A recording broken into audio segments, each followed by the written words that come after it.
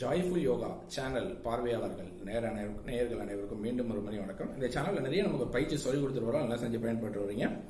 அந்த வரிசையில் அடுத்தது ஒரு அற்புதமான பயிற்சி பார்ப்போம். ரொம்ப தோல் சம்பந்தமான பிரச்சனைகளுக்கு நல்ல அற்புதமான தீர்வு கொடுக்கக்கூடியது.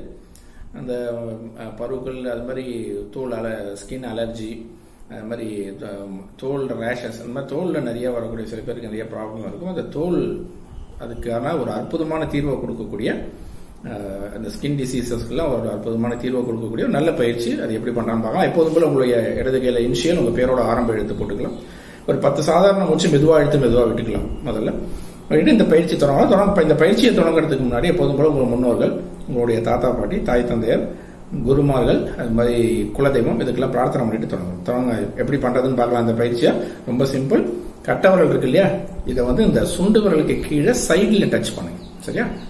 கட்டவரல, வலது கட்டவரல வலது சுண்டு விரலுக்கு சைட்ல கீழே சைட்ல டச் பண்ணி இப்படி மூடிக்கணும். அது மாதிரி இடது கட்டவரல இடது சுண்டு விரலுக்கு கீழே சைட்ல டச் பண்ணி அப்படி மூடிக்கணும். அப்படி மூடிட்டு தொடையில கை வச்சுட்டு தோள்பட்டைகள் தளர்வா, உடல் தளர்வா, கண்கள் மூடியபடி ஒரு 10 நிமிஷம் சன்ன ரக மூச்சு மெதுவா எடுத்து மெதுவாக பிராக்டிஸ் பண்ணலாம். காலையில ஒரு 10 நிமிஷம், மாலை 10 நிமிஷம். இது தொடர்ந்து பிராக்டிஸ் பண்ணிட்டே வந்தீங்கன்னா இந்த தோல் சம்பந்தமான பிரச்சனைக்கு ஒரு அற்புதமான தீர்வை கொடுக்கும்.